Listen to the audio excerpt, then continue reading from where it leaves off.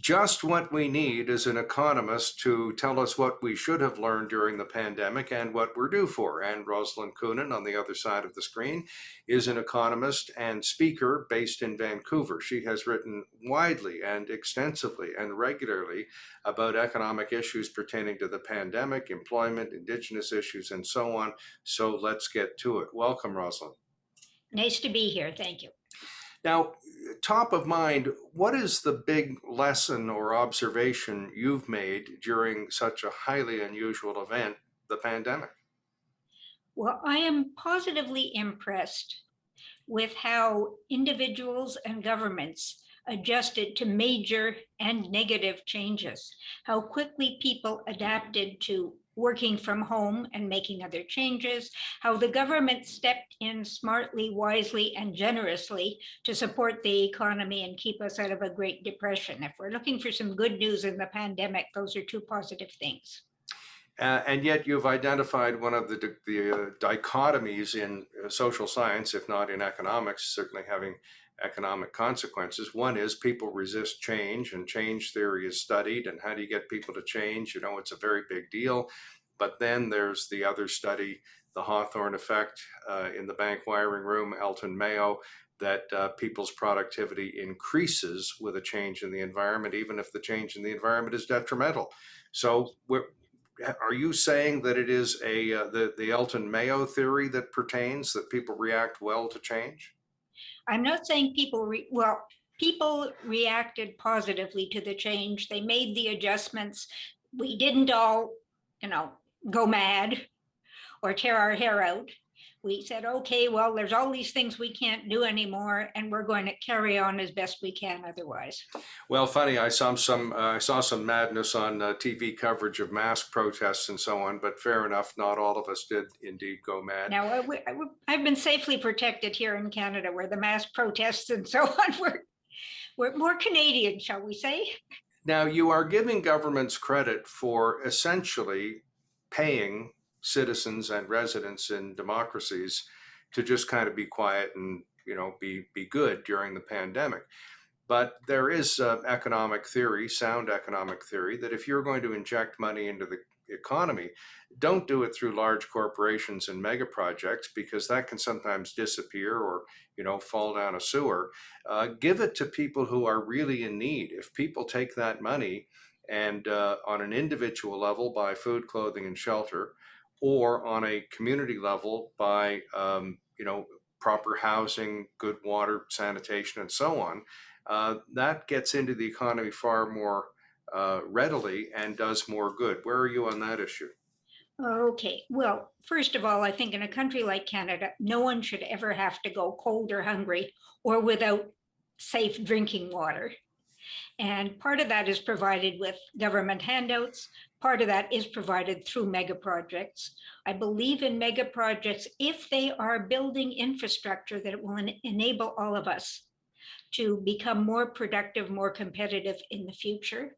I believe in giving money to people in need, and that is what saved the economy as well as the individual recipients.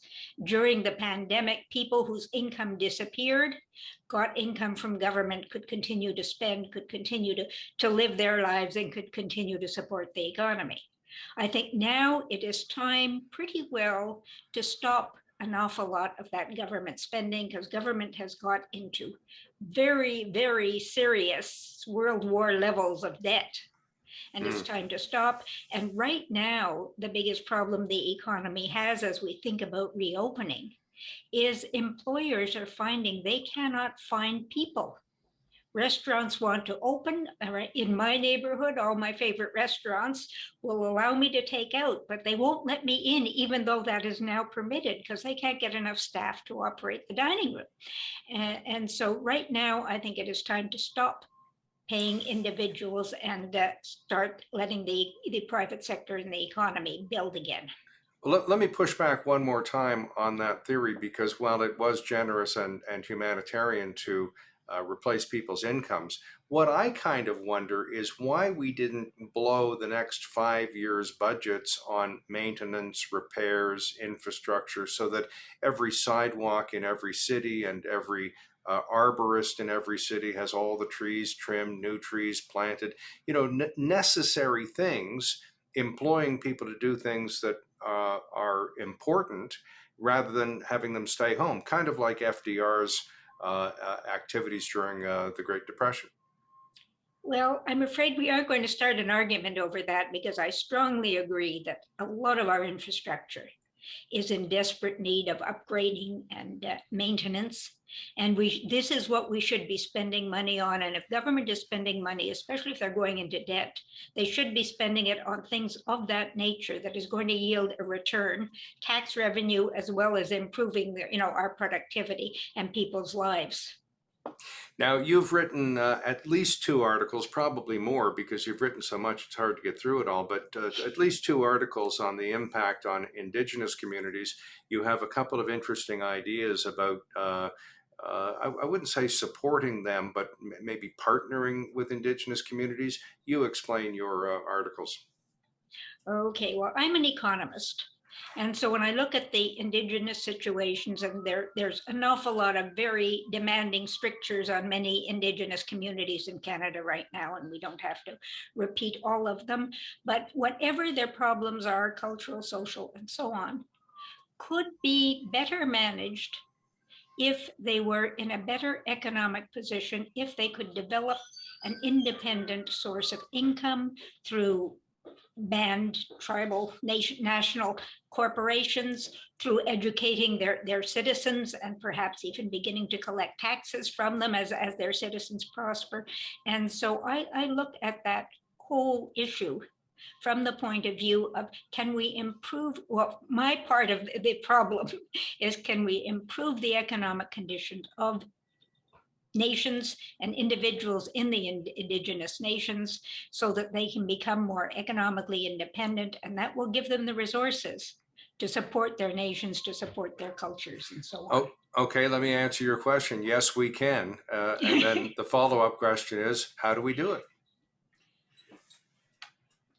Well, as we would be reminded if we went to any Indigenous people, there are an awful lot of difficulties. There are people who don't have the basic education yet.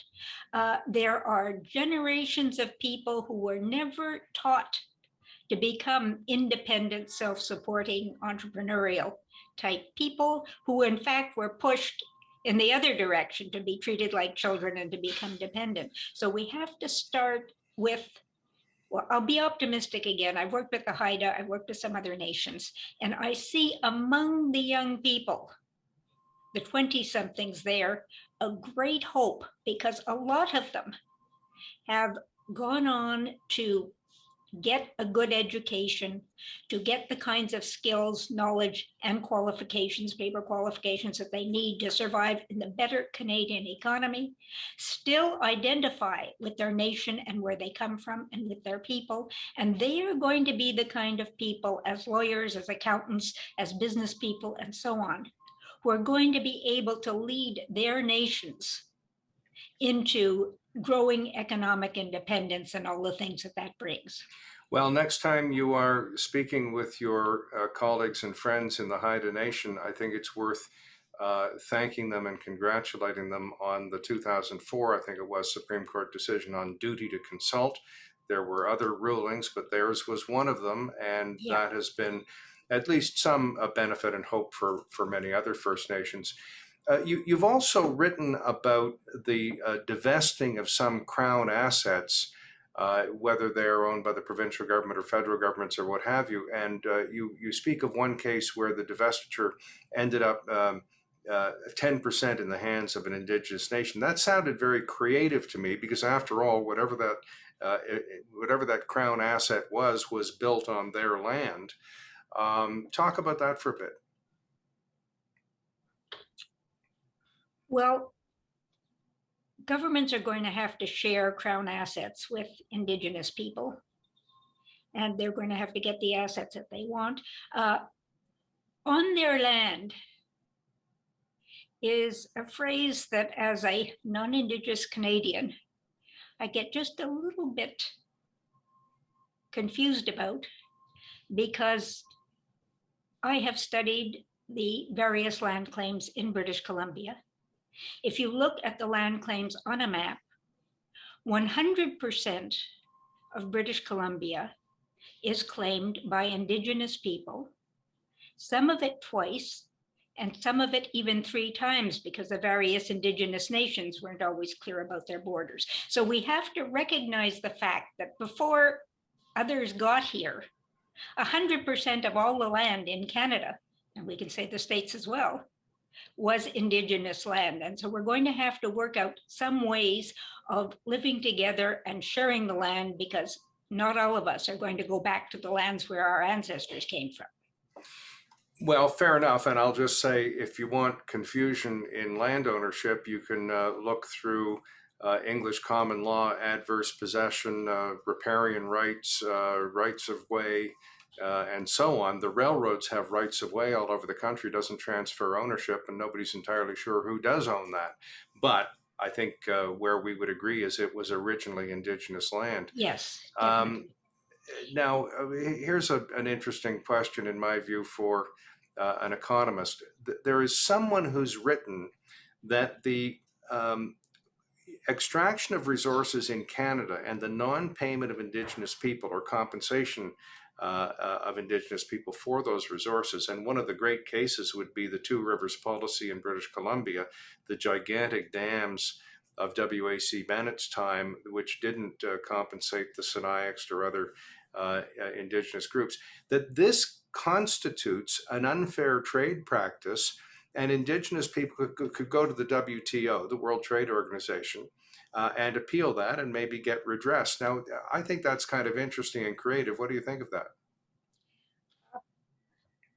Well, I'm not a lawyer, and so I don't know about the likelihood of redressing and going through the WTO. I know that would be expensive, time consuming. And if we look at lumber or other things that have gone through those organizations and that affect British Columbia, the results are never certain. It's like any other sort of trial hearing process. You don't know what results you're going to get out.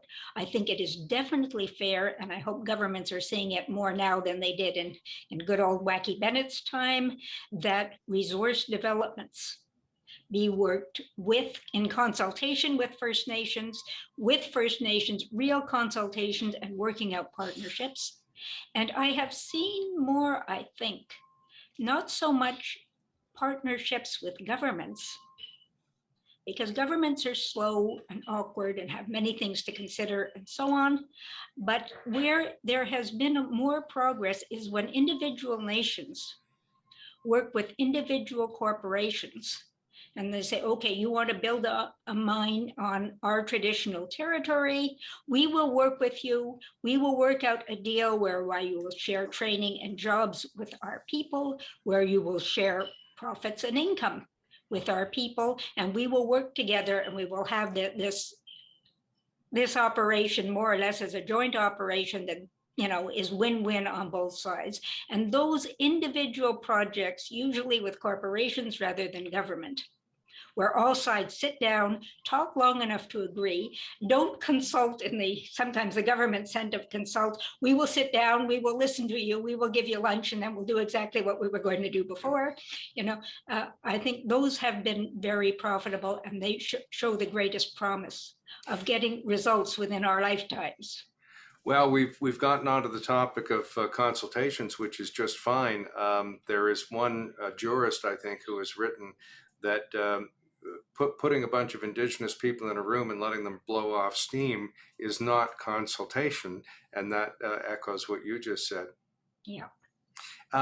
Final thoughts, advice, observations about the pandemic, coming out of it, economics, employment, and especially for Indigenous people. Okay, well, one very difficult situation is an awful lot of Indigenous people live in non-urban areas. Apart from resources, tourism is the greatest potential industry for their development, and tourism is the one sector that has been probably the hardest hit by the pandemic and is going to be the very slowest to recover. So I think that First Nations are going to have to work very hard and very patiently to build up the tourist sector, to convince their young people that tourism is a long-term employment industry. And even though you start at not very sexy jobs, the need for managers and the opportunity to move up is very great. And so I think that that whole sector and development in that sector for tourism shows great promise, because the world is now full of baby boomer aged people, many of whom, at least in Europe and on this continent, have done very well, have reached getting close to the retirement stage of life, and can afford to and are looking forward to travel and doing things like that, but they are just a bit jaded. The been there, done that approach is, the old joke. Last year I went around the world. This year I'm going someplace else, sort of thing. They are looking for unique, special, real experiences that our Aboriginal people can provide. And if they can build up the infrastructure to provide those experiences and market them in the long run as we emerge from the pandemic, they have great prospects for employment and income. Wow, I hope you're right. Thank you. We both mentioned Wacky Bennett, and you're there in downtown Vancouver. I wonder if I can impose on you to relate two of the great humorous Vancouver stories that I know you'll remember. After Wacky Bennett had been in power for 17 years, perhaps you recall that he was a social credit premier, of course. Yeah. You perhaps recall that the NDP's campaign slogan was 17 years is enough. They lost the election.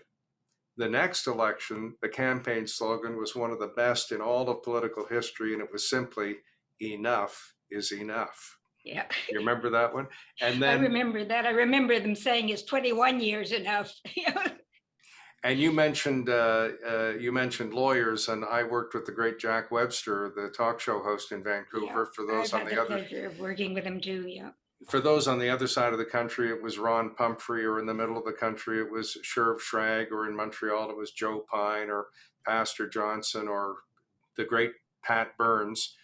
Well, Jack Webster, every time he had a lawyer on, would say in his Scottish brogue at the end of the interview, "Ah, you speak remarkably lucidly for a lawyer, laddie." So may I say with great affection and respect, you speak remarkably lucidly for an economist. Thank you, and thank you for talking with me. All right, all the best. I hope your restaurants open up soon. Me too. Bye-bye. Bye now.